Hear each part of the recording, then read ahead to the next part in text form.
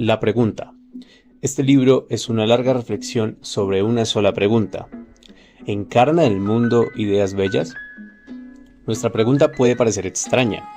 Las ideas son una cosa, los cuerpos físicos otra muy distinta. ¿Qué quiere decir encarnar una idea?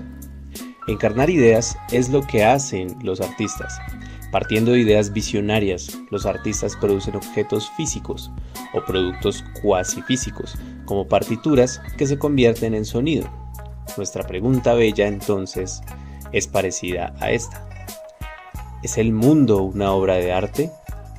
Planteada de esta forma, nuestra pregunta conduce a otras. Si tiene sentido considerar el mundo como una obra de arte, ¿es una obra de arte lograda?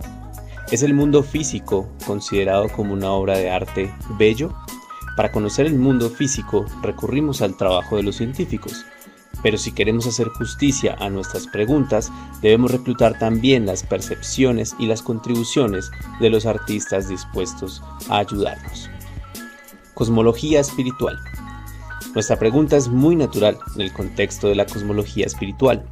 Si un creador energético y poderoso hizo el mundo, tal vez lo que le o la o les o lo impulsó a crearlo fuera a hacer algo bello precisamente. Con todo lo natural que pueda ser esta idea, cabe poca duda de que no es una idea ortodoxa, según la mayoría de las tradiciones religiosas. Al creador se le han atribuido muchas motivaciones, pero la ambición artística no suele hallarse entre las más prominentes.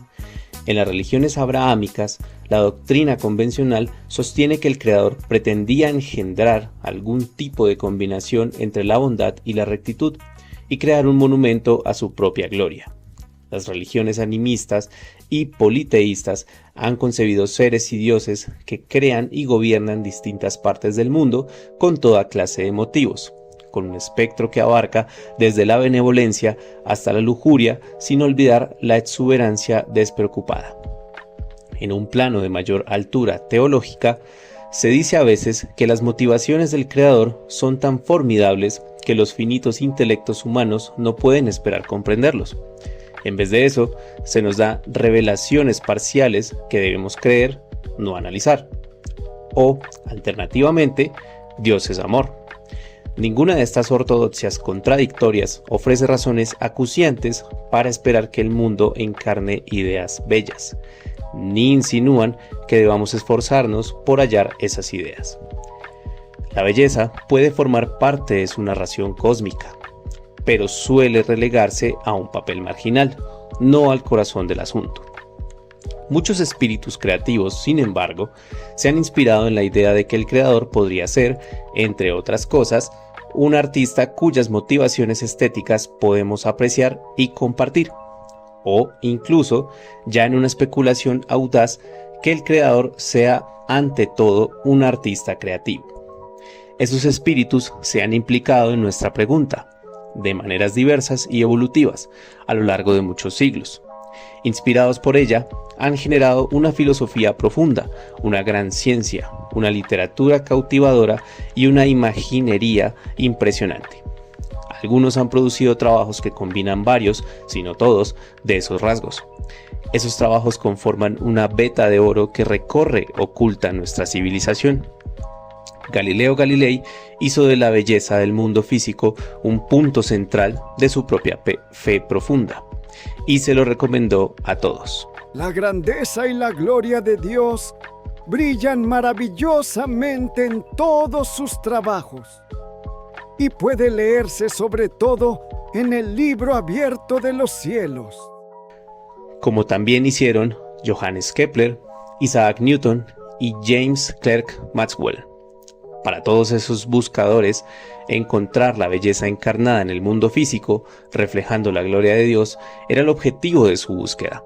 Inspiró su trabajo y santificó su curiosidad. Y, con sus descubrimientos, su fe resultó recompensada. Aunque nuestra pregunta encuentra apoyo en la cosmología espiritual, también se sostiene por sí misma. Y por más que su respuesta positiva pueda inspirar una interpretación espiritual, no requiere ninguna. Volveremos a estos pensamientos hacia el final de nuestra reflexión, cuando estemos mucho mejor preparados para evaluarlos. Entretanto, el mundo puede hablar por sí mismo. Aventuras heroicas. Así como el arte tiene una historia con criterios en desarrollo, asimismo la tiene el concepto del mundo como obra de arte. En la historia del arte estamos acostumbrados a la idea de que los viejos estilos no están meramente obsoletos, sino que pueden seguir disfrutándose por sí mismos, y también ofrecer un contexto importante para los avances posteriores. Aunque esa idea resulta mucho menos familiar en ciencia, y aunque en ciencia está sujeta a limitaciones importantes, el enfoque histórico de nuestra pregunta ofrece muchas ventajas. Nos permite, de hecho, nos fuerza a proceder de las ideas más simples a las más complejas. Al mismo tiempo, explorando cómo los grandes pensadores lucharon y a menudo se perdieron, ganamos perspectivas sobre la extrañeza inicial de unas ideas que se han vuelto, por la familiaridad, demasiado obvias y cómodas. Y, por último, pero de ningún modo menos importante, los humanos estamos especialmente adaptados a pensar de modo argumental y narrativo, a asociar ideas con nombre y caras, y a encontrar persuasivos los cuentos sobre conflictos y su resolución, incluso cuando esos conflictos son de ideas y no se derrama sangre, en realidad se derrama poca. Por estas razones, cantaremos, para empezar, canciones de héroes. Pitágoras, Platón, Filippo Brunelleschi, Newton, Maxwell. Más tarde, una gran heroína, Amy Noether, hará su entrada también. Esos nombres correspondieron a personas reales, y bien interesantes, pero para nosotros no son meramente personas, sino también leyendas y símbolos. Los he retratado tal y como pienso en ellos, en ese estilo, anteponiendo la claridad y la simplicidad a los matices académicos. Aquí, la biografía es un medio, no un fin. Cada héroe hace avanzar nuestra reflexión varios pasos. Pitágoras descubrió, en su famoso teorema de los triángulos rectángulos, una de las más fundamentales relaciones entre los números, por un lado, y los tamaños y las formas, por otro. Puesto que el número es el producto más puro de la mente, mientras que el tamaño es una característica primaria de la materia, ese descubrimiento reveló una unidad oculta entre mente y materia. Pitágoras también descubrió, en las leyes de los instrumentos de cuerda, unas relaciones simples y sorprendentes entre los números y la armonía musical. Ese descubrimiento completa una trinidad: mente, materia, belleza, con el número como cuerda de engarce. Un tema embriagador. Condujo a Pitágoras a conjeturar que todas las cosas son número. Con estos descubrimientos y especulaciones, nuestra pregunta toma vida. Platón pensaba a lo grande. Propuso una teoría geométrica de los átomos y el universo basada en las 5 formas simétricas que ahora llamamos sólidos platónicos. En este modelo audaz de la realidad física, Platón valoraba la belleza por encima de la exactitud. Los detalles de esta teoría son por completo erróneos y, sin embargo, aportó una visión tan deslumbrante del aspecto que podría tener una respuesta positiva a nuestra pregunta que inspiró a Euclides, Kepler y muchos otros hacia unos trabajos brillantes siglos más tarde. De hecho, nuestras teorías modernas y asombrosamente logradas sobre las partículas elementales codificadas en nuestra teoría central, véase consumación cuántica, se fundamentan en unas ideas intensificadas de simetría que seguramente harían sonreír a Platón. Y cuando intento adivinar qué vendrá después, a menudo sigo la estrategia de Platón, proponiendo objetos de belleza matemática como modelos de la naturaleza. Platón fue también un gran artista literario. Su metáfora de la cueva captura importantes aspectos emocionales y filosóficos de nuestra relación, como interrogadores humanos, con la realidad. En su núcleo está la creencia de que la vida diaria nos ofrece una mera sombra de la realidad, pero que, mediante aventuras de la mente y una expansión sensorial, podemos acceder a su esencia. Y que la esencia es más clara y bella que su sombra. Platón imaginó un demiurgo mediador que podría interpretarse como artesano, que traducía el ámbito de las ideas perfectas y eternas a una copia imperfecta, el mundo que experimentamos. Aquí el concepto del mundo como una obra de arte se hace explícito. Brunelleschi importó nuevas ideas a la geometría desde las necesidades del arte y la ingeniería. Su geometría proyectiva, que trataba de la apariencia real de las cosas, trajo ideas, la relatividad, la invariancia, la simetría, no solo bellas en sí mismas, sino preñadas de potencial.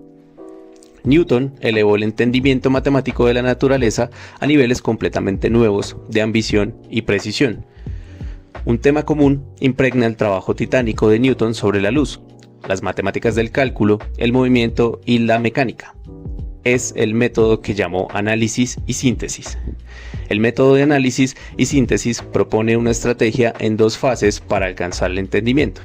En la fase de análisis consideramos las partes más pequeñas de lo que estamos estudiando, sus átomos, en sentido figurado. En un análisis exitoso, identificamos partes pequeñas que tengan propiedades simples que podamos resumir en leyes precisas. Por ejemplo, en el estudio de la luz, los átomos son rayos de colores puros del espectro. En el estudio del cálculo, los átomos son infinitesimales y sus proporciones. En el estudio del movimiento, los átomos son velocidad y aceleración.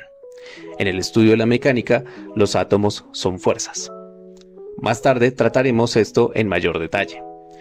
En la fase de síntesis ascendemos mediante el razonamiento lógico y matemático desde el comportamiento de los átomos individuales hasta la descripción de sistemas que contienen muchos átomos. Exponiéndolo de esta forma tan general, el método de análisis y síntesis no parece demasiado impresionante. Está, después de todo, relacionado de forma estrecha con las reglas generales que se usan cada día, como por ejemplo, para resolver un problema complejo, divide y vencerás, lo que malamente supone una revelación electrizante. Pero Newton demandó precisión y completitud de entendimiento, al decir: es mucho mejor hacer un poco con certeza y dejar el resto para otros que vengan después de ti, que explicar todas las cosas mediante conjeturas, sin asegurarse de nada. Y en los impresionantes ejemplos citados, alcanzó sus ambiciones. Newton mostró de forma convincente que la propia naturaleza funciona por análisis y síntesis. Realmente hay simplicidad en los átomos, y la naturaleza opera en efecto dejándoles hacer sus cosas. También Newton, en su investigación del movimiento y la mecánica, enriqueció nuestro concepto de lo que son las leyes físicas. Sus leyes del movimiento y de la gravedad son leyes dinámicas. En otras palabras, son leyes del cambio. Las leyes de este tipo encarnan un concepto de belleza diferente de la perfección estática tan amada por Pitágoras y, especialmente, por Platón. La belleza dinámica trasciende los objetos y fenómenos particulares y nos invita a imaginar la amplitud de las posibilidades. Por ejemplo, los tamaños y formas de las órbitas planetarias reales no son simples, tampoco son los círculos compuestos de Aristóteles, Ptolomeo y Copérnico, ni siquiera las casi exactas elipses de Kepler, sino curvas que deben calcularse numéricamente como funciones del tiempo y que evolucionan de maneras complicadas que dependen de la masa y la posición del Sol y los demás planetas. Hay una gran belleza y simplicidad aquí, pero solo se hace totalmente evidente cuando comprendemos el diseño profundo. La apariencia de los objetos particulares no agota la belleza de las leyes. Maxwell fue el primer físico en verdad moderno. Su trabajo en el electromagnetismo dio paso a un nuevo concepto de realidad y también a un nuevo método de la física. El nuevo concepto que Maxwell desarrolló a partir de las intuiciones de Michael Faraday es que los ingredientes primarios de la realidad física no son partículas parecidas a puntos, sino campos que llenan el espacio. El nuevo método es la conjetura inspirada. En 1864, Maxwell codificó las leyes conocidas de la electricidad y el magnetismo como un sistema de ecuaciones, pero descubrió que ese sistema era incoherente. Como Platón, que metió con calzador 5 sólidos perfectos en 4 elementos más el universo, Maxwell no se rindió. Vio que, añadiendo un nuevo término, podía hacer que las ecuaciones parecieran más simétricas y a la vez hacerlas matemáticamente coherentes. El sistema resultante, conocido como las ecuaciones de Maxwell, no solo unificó la electricidad y el magnetismo, sino que derivó la luz como una consecuencia, y ha sobrevivido hasta nuestros días como un firme fundamento de esas disciplinas. ¿En qué se inspira la conjetura inspirada de los físicos? La coherencia lógica es necesaria, pero apenas suficiente. Más bien, fueron la belleza y la simetría las que guiaron a Maxwell y sus seguidores, es decir, a todos los físicos modernos, a acercarse a la verdad, como veremos. También Maxwell, en su trabajo sobre la percepción del color, descubrió que la cueva metafórica de Platón refleja algo muy real y específico, lo insignificante de nuestra experiencia sensorial en comparación con la realidad disponible. Y su trabajo, al clarificar los límites de la percepción, nos permite trascender esos límites, porque el instrumento definitivo para realzar los sentidos es una mente inquisitiva.